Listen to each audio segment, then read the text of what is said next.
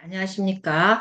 우리가 지난 시간에는 우리가 11장, 11장, 음, 뭐였어요? 해결 중심적 가족 상담 및 치료를 한번 복습해 보는 시간을 가졌죠? 네, 한번 복습을 해보니까 어때요? 그죠? 아, 이런 게 있었구나 하고 우리가 한번 되새김질을 할 수가 있습니다.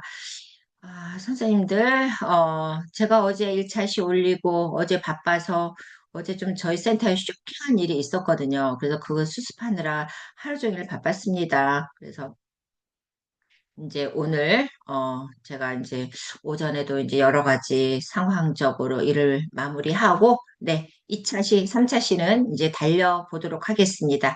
오늘이 목요일이에요, 목요일. 자, 이제, 이야기, 가족 상담 및 치료, 이야기, 그죠? 이야기라는 건 뭐예요? 여기서 한번 봅시다. 마이클 화이트가 여기서 참 그랬네요. 그죠? 호주의 사회복지사고 가족 심리 상담사. 그리고 1980년대 후반 그 아내인 화이트와 앱스턴과 함께 이야기 치료 이론을 확립했대요. 그러니까 참 보면 드세이저 부부도 같이 심리 상담을 하셨잖아요. 그죠? 그래서 이제 여기 마이클 화이트가 뭐라고 그랬냐? 우리의 삶을 이루는 것은 우리 각자가 가지고 있는 자신의 삶의 이야기다. 글쎄, 이제 그러는 것 같아요. 우리의 삶을 이루는 것은 바로 우리 각자, 그죠?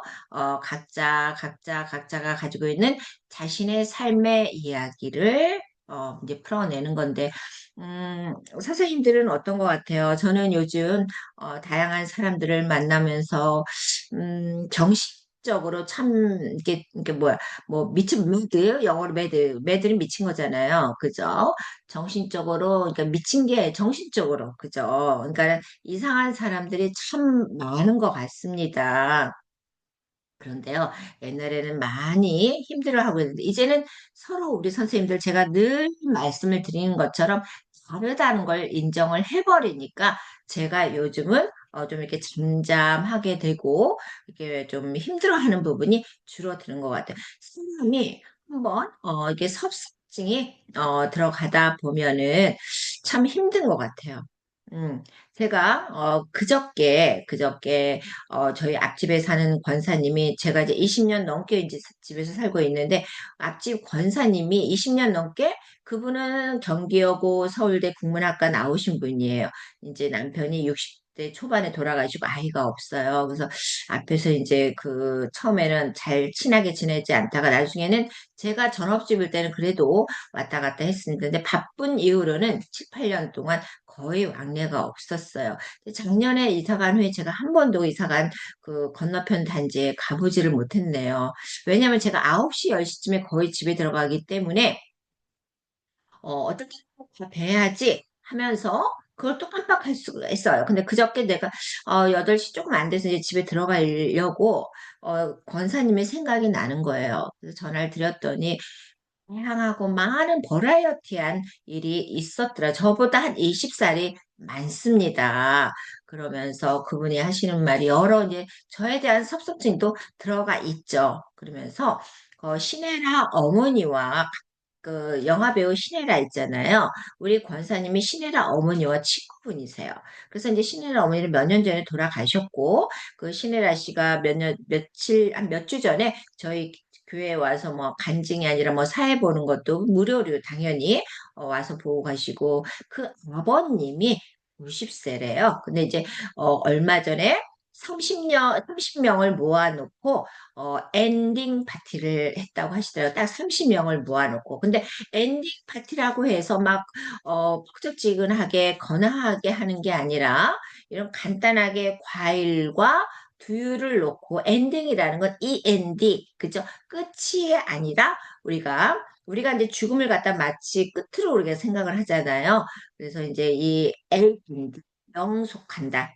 끝이 아니다. 계속 삶이 이어진다. 나는 죽어서도 계속 삶이 이어진다를 A&D, 그죠? 우리가 A&D를 그리고 그래서 뭐 이렇게 여러 가지 뜻이 있잖아요. 그래서 그 E&D 파티가 아니라 A&D, 엔딩 파티를 얼마 전에 했는데 양평에서 그 신혜라 아버님이 사시나 봐요. 그래서 너무너무 그 시간이 너무너무 아름답고 너무너무 좋았다. 그러면서 우리 저기 최 박사는 강의를 하는 사람이니까 이 엔딩 파트에 대해서 다뤄주는 것도 참 좋은 것 같다라는 말씀을 하시더라고요. 참 사람은 끊임없이 배우는 것 같습니다. 물론 제 수업을 듣는 우리 선생님은 저보다 훨씬 더 월등하고 경험과 연륜이 많으신 분들이라고 저는 생각을 해요. 저는 직장 생활을 안 했기 때문에 이게 항상 마음이 초반에는 얼마나 보댓겼겠어요. 힘들었습니다. 진짜 울기도 많이 울고 집에 가서 저희 딸하고 그러니까 이 가족 상담에 있어서 진짜 상담자는 누구였냐면은 저희 딸이었어요. 저희 딸한테, 야, 엄마가 오늘 이러이러이러한 일이 있었어. 근데 너 어떻게 생각해? 그랬더니 저희 딸에서 엄마, 이게 지금 2019년의 일이에요. 엄마, 엄마는 진짜 엄마 같은 사람은, 사기치기 좋은 스타일이래요. 귀가 너무 얇아서 사기치기 딱 좋은 스타일이다. 저 사기 당했어요. 2년 전에. 네. 아무튼, 그래서 너무나 힘든 시간도 보냈고요.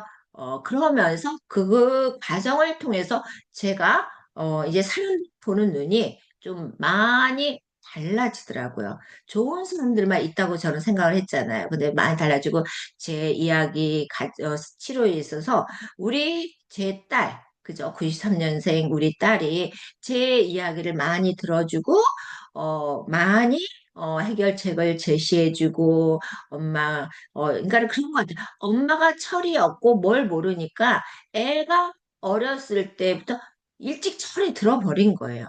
그래서 제 딸은 제 같지가 않아. 엄마를 안 닮은 것 같아요. 엄마는 철이 없고 그냥 좋은 게 좋다. 띵가띵가 막 이런 스타일인데 애는 차분하고 예쁘고 똑똑하고 지혜로워요. 그래서 참, 사돈이 이제 목사님이라고 말씀드렸잖아요. 너무나 좋아하셔요. 이 며느리를. 그래서 지금, 이야기를 들어주는 우리 딸이, 어느덧 벌써, 한돌이 지난 아들이 있고, 참, 아이를 키우는 그 모습이 너무나 지혜롭게, 요즘 애들이 다 그런다고 하더라고요. 너무나 잘하고. 그래서 저는, 항상 제 치료자는 치료자는 제 딸이었습니다. 제 딸이었고, 지금도 제 딸한테 엄마가 이러이러한 일이 있는데 어떻게 생각하니? 그러면 혼나기도 하죠. 왜 엄마 입장에서만 생각을 하느냐? 그러면서 혼나기도 하고, 아이가 잘 제 얘기를 들어줌으로써, 현명하게 또 처방을 내려줘요. 이 아이가. 저보다 30년 어린 이 아이가 참 일찍 철들다 보니까 엄마의 친구로서 또 엄마의 대화 상대로서 엄마가 어떠어떠한 안 좋은 일을 겪고 있을 때는 치료까지 엄마의 적시 상태 치료를 해주고 그래서 감사한 저희 딸입니다. 그래서 선생님들은 선생님의 이야기를 함으로써 선생님의 그 치료를 해줄 수 있는 상대가 그 옆에 있는지 모르겠습니다. 상황이라도 진짜 내가 이 속마음을 놓고 그죠? 할 수 있는 대화 상대가 한 명이라도 계시다면은 성공적인 삶입니다. 성공적인 삶이에요. 저는 아직도 남들이 부탁하면 그냥 들어주는데, 이제는 한 50%는, 거절하는 연습을 했습니다. 진짜, 처음에는 누군가 부탁을 할 때 거절하는 게 너무나 부대끼고 너무나 마음적으로 힘들었어요. 근데 이제 한 50%에서 60%까지는 그 단계가 올라온 것 같아요. 그러니까 10%에서 20% 이렇게 해서 자꾸 이제 마일리지가 쌓아가는 것 같습니다. 그래서 우리의 삶을 이루는 것은 바로 그죠? 우리 각자가 가지고 있는 자신의 삶의 이야기이다. 그 다음에 데이비드 앱스터는 누구예요? 지금 한번 봅시다. 뉴질랜드 심리치료사래. 뉴질랜드 심리치료사, 그 다음에 이제 존 F 케네디, 객원 교수였고, 여기서 이제 치료적인 편지 기법과 함께 이분은 치료적인 편지 기법과 함께 목표를 추구할 때 필요로 하는 대화의 확대를 위한 질문들을 개발했대요. 이 지금 데이비드 앱스턴. 그래서 이분이 뭐라고 그랬냐면은 개인은 혼자가 아니라 개인은 절대로 혼자가 아니라 사회 제도에 속한다. 저도 여기에다가 한 표를 던지겠습니다. 만약에 개인이 혼자서 뭐 그냥 내가 향유하고 싶은 대로 내가 느끼고 싶은 대로 내가 즐기고 싶은 대로 남의 이목을 신경 쓰지 않고 그죠? 내 자유의지대로 마음대로 여기서 마음대로예요. 그죠?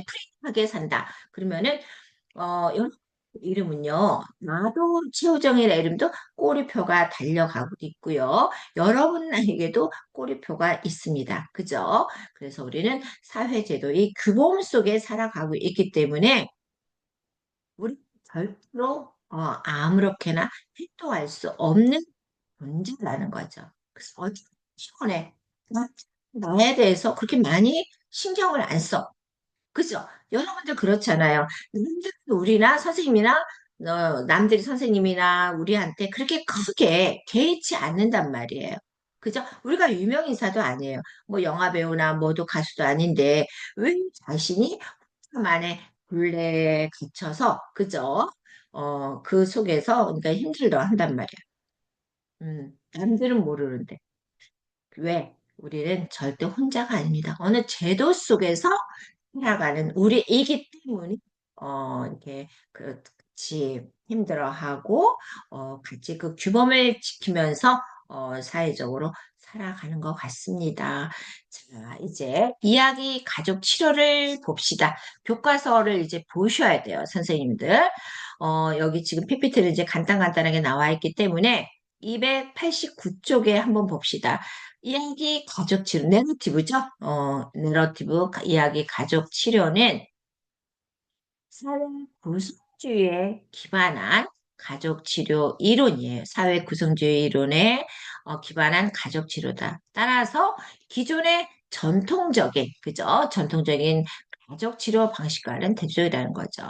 그래서 이야기 가족 치료는 내담자의 증상을 어떻게 돼? 지금 클라이언트의 증상을 가족 관계와 상호작용하며 이야기를 통해서 분석하는 거예요. 그러니까 우리 가족, 내담자의 증상을 어때요? 이야기를 풀어감으로써, 그죠? 이야기를 풀어감으로써 그 가족 관계의 구성원들과 상호작용하면서 그 이야기를 통해, 그 이야기를 통해서 분석하는, 그죠? 이 이야기를 전반적으로 쫙 풀어내면서 그 안에서 우리는, 키포인트를 잡아내야 됩니다. 그래서 이야기 가족 치료는 내담자의 증상을 가족관계에 상호작용하며 이야기를 통해 분석하는 접근법이다. 그럼 뭐냐? 가장 주요한 특징은 여기서 개인의 정신을 그죠?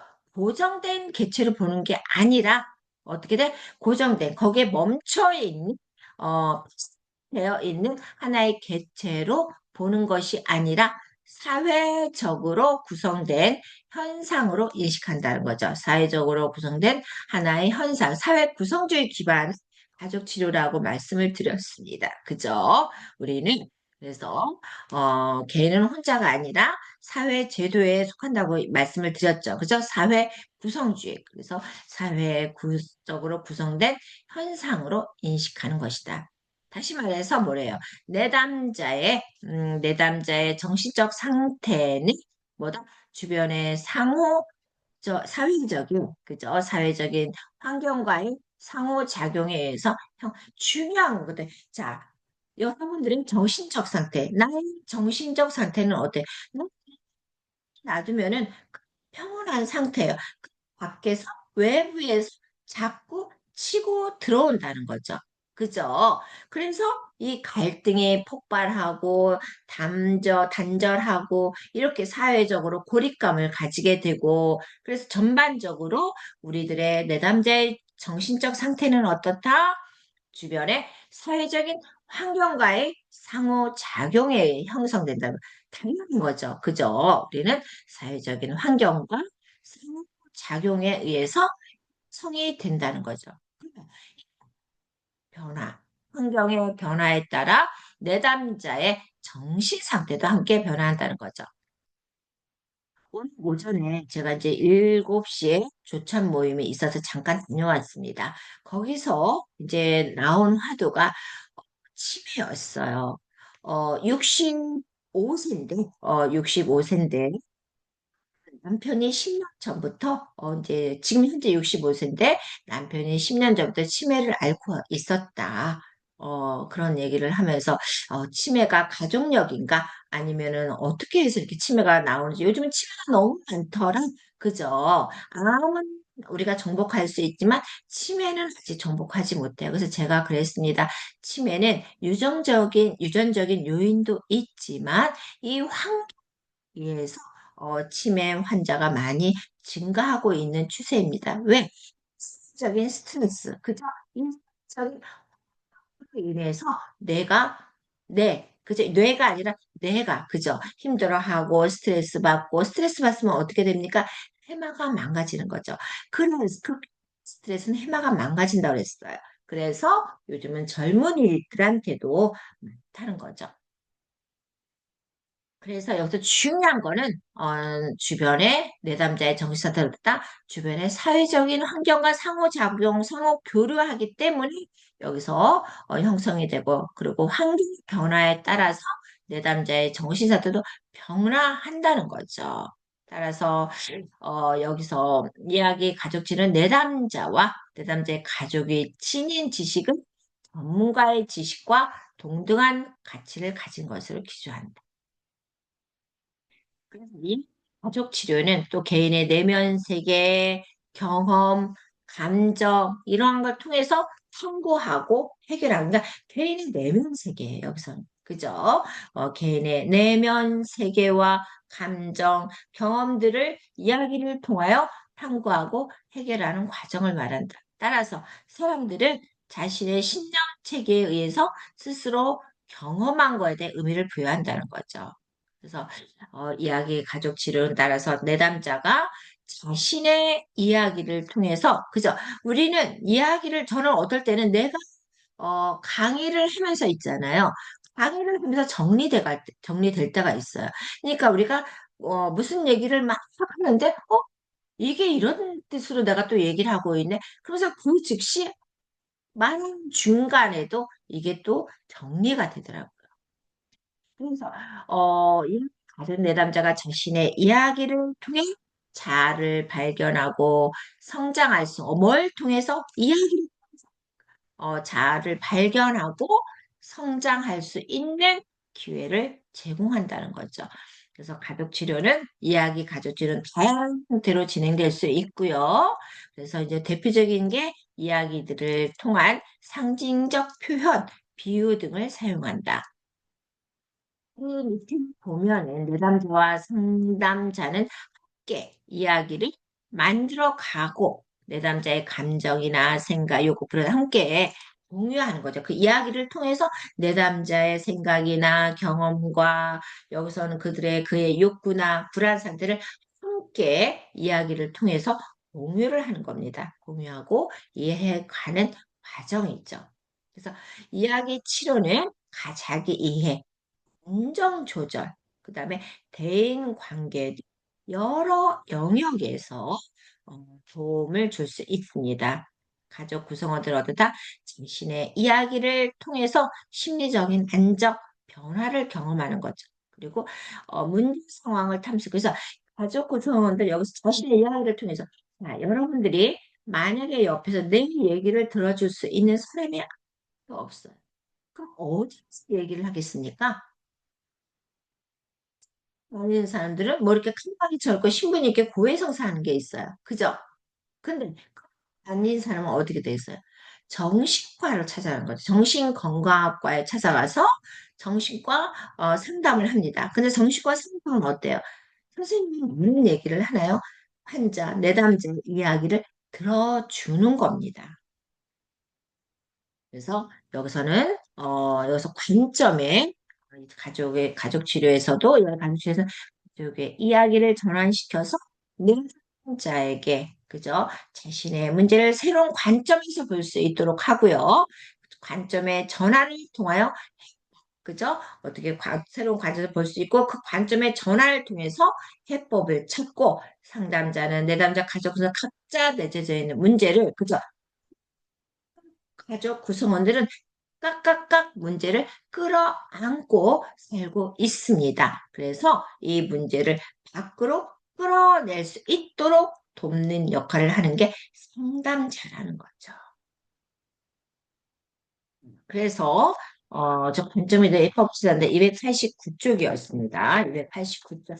자, 이제 여기서 근데 이론적 배경을 봅시다. 290쪽에 보면 1990년대 이후 주목받으면서 해결 중식 단기 치료와 협력적 언어치가 함께 등장한 게 지금 이야기 가족 치료. 그래서 이 모델의 접근과 초기 가족 치료에 여기서 영향을 넘어서 언어학이나 철학, 문화 비평, 그다음에 인류학, 사회심리학, 페미니즘, 평등주의, 여성주의, 그죠?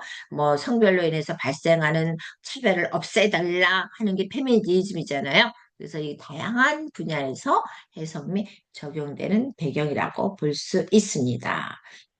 그래서 이제 다양한 지식과 이론을 토대로 이야기 가져오는 전문적인 접근 방식을 가지고 있는 프랑스 서자 미셀 쿠프가 지배적 담론의 개념을 제시했습니다. 그래서 지배적 담론의 관점으로 볼 때 내담자의 병리적 문제는 어떻다? 사회적인 지배적인 이야기에서 벗어는 내담자 자신, 그다음에 그 주변의 이야기로 이제 돌아가는 거죠. 그죠? 나를 둘러싼 그 상황으로 이제 주변 이야기로 돌아갑니다. 그래서 상담은 문제 자체보다, 그죠? 문제 자체보다 그 문제에 대해서, 문제를 일으키는 그거보다는 그 문제에 대해서 자가 그 문제에 대해서 어떤 의미를 부여하는지 중점을 두고 있다는 거죠. 그래서 화이트와 앱스터는 철학적 토대를 바탕으로 철학적 토대를 바탕으로 이야기 가족 치료 방법을 여기서 발전시켰대요. 그래서 문학적 방법을 통한 치료적 결말이라는 저서도 발간이 됐고요. 이야기 치료라는 용어를 때 문학적 그죠? 문학적이라는 이 표현이 이야기죠. 그죠? 문학보다는 어떤 문학적 리터러처보다는 내러티브 이야기 그죠? 라는 표현으로 여기는 안에 문학 리터러처죠. 그래서 문학을 어떻다 리터러처 영어를 갖다가 이제 자연스럽게 얘기를 풀어내는 내러티브라는 표현으로 변경이 되어서 로서 이야기 치료라는 용어가 탄생이 되어 있습니다.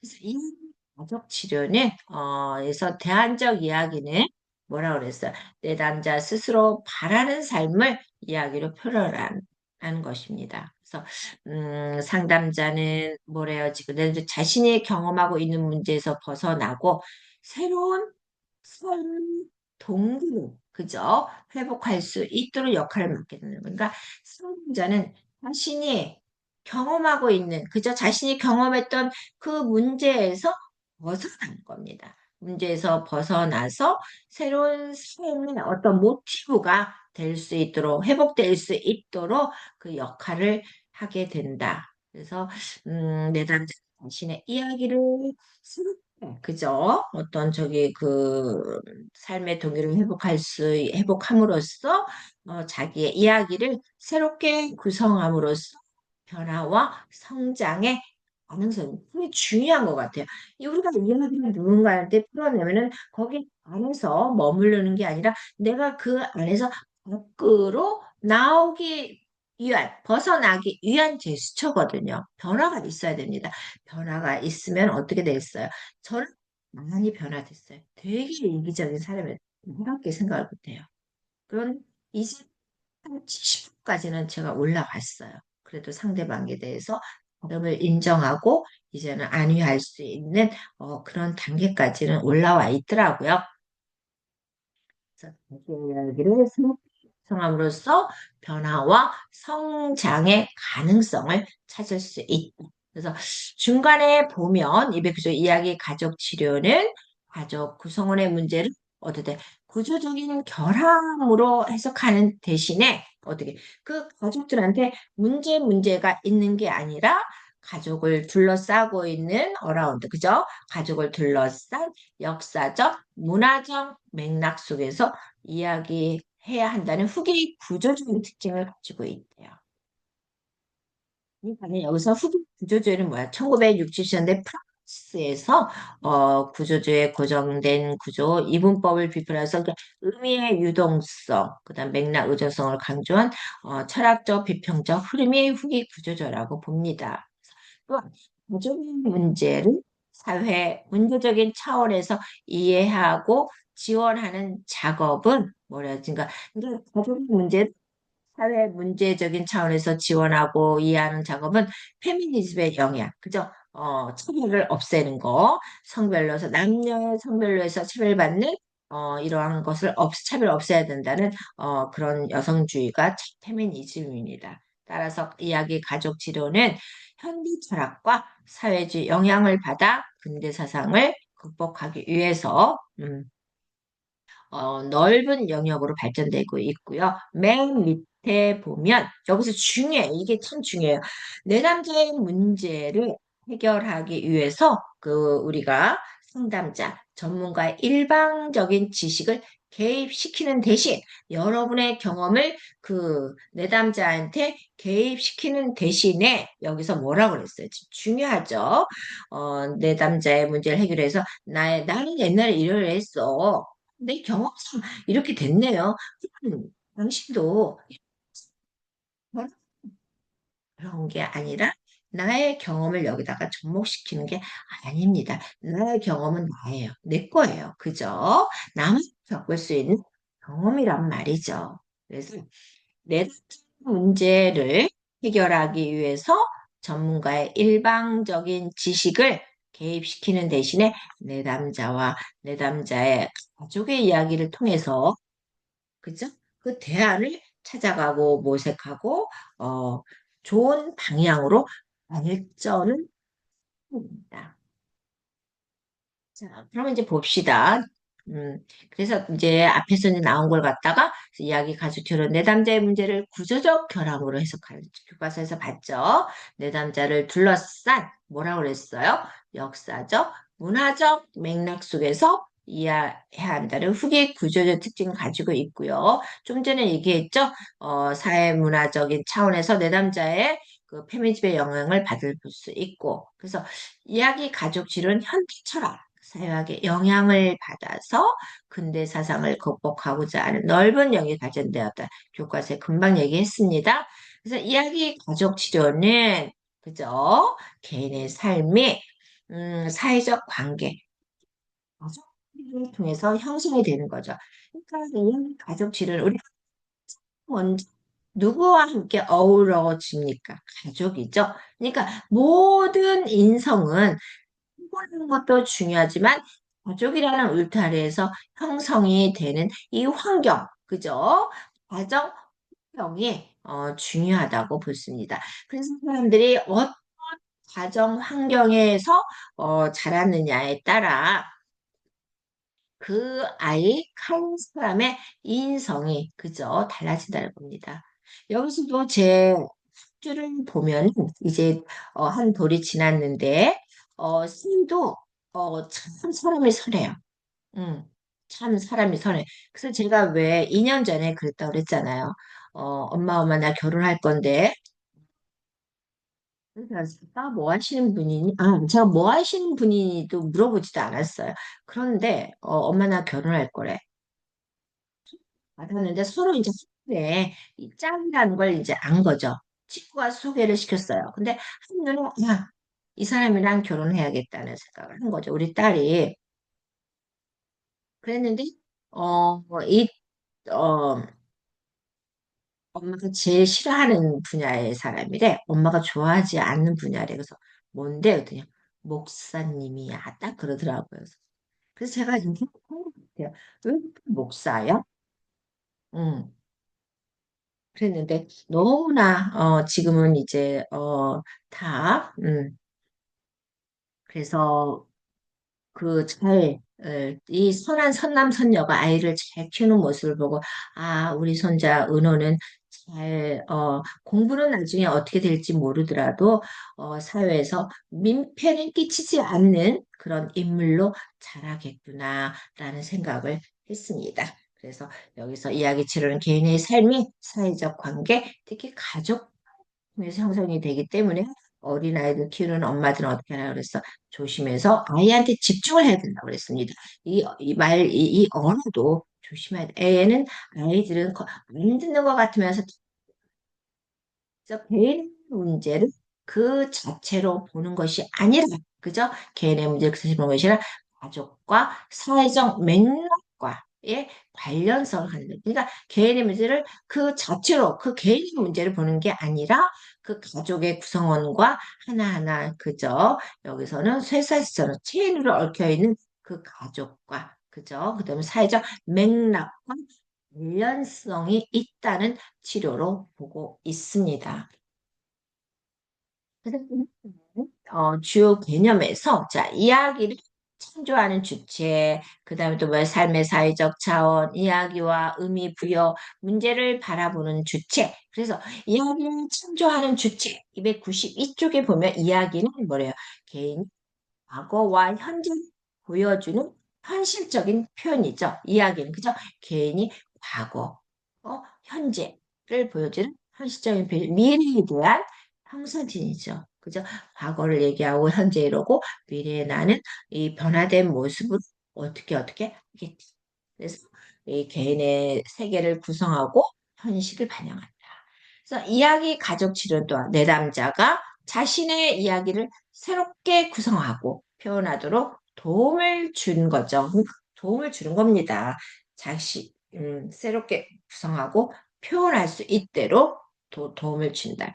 그래서 어떻게 되겠어요? 여기서는 이 다른 관점으로 문제를 바라보고 해결할 수 있도록 하는 치료 방법이죠. 그러니까 그 전에 이 A라는 시각으로, A라는 관점으로 바라봤다면, 이제는, 보다 발전된 성장하는 모습에 있어서 다른 관점으로 문제를 바라보고 해결할 수 있어야 된다는 거죠. 봅시다. 인간은 누구나 참 중요해요. 이런 거는 친구, 왜, 우리 국어 선생님, 펜셈, 펜셈 국어 있잖아요. 그죠? 서한샘 선생님. 우리 서한샘 선생님의 그 딸 서정원 선생님이 저희 딸에도, 피아노 사사하시는 선생님이었습니다. 밑줄 쭉 그러잖아요. 밑줄 쫙 그런 것처럼 인간은 누구나 자신의 이야기의 주체가 돼야 돼요. 이야기의 주체가 되고 그 이야기는 삶의 역사적 기록. 하나하나 A반, B반, C반, D반 하나 역사적 개인의 역사적 기록을 가지고 내가 한번 풀어봐? 아마 책은 두 권은 쓸 수 있을 거야. 사람 많이 들어보죠. 그죠? 그게 역사적 페이지, 역사적 기록이라는 겁니다. 인간은 누구나 가지고 있어요. 삶의 성적 내담자와 가족들을 독립된 정체성을 가진 존재로 보는 것이 아닌 사회적 생명으로서의 정체성, 그죠? 사회 구성주의라고 그랬습니다. 그죠? 그래서 사회적 생물로서의 정체성을 가진 개인으로 본다는 거죠.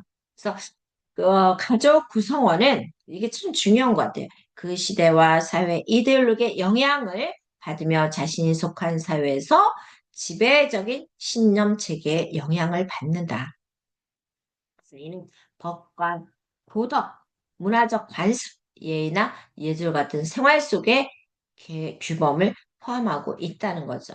그래서 이러한 규범들은 지배적인 담론을 형성하고 이러한 개인의 정체성은 이 정체성은 이 규범이나 문화적 법에 의해서 예의나 범죄 같은 이런 담론을 통해서 우리의 개인의 정체성은 형성이 된다는 거죠.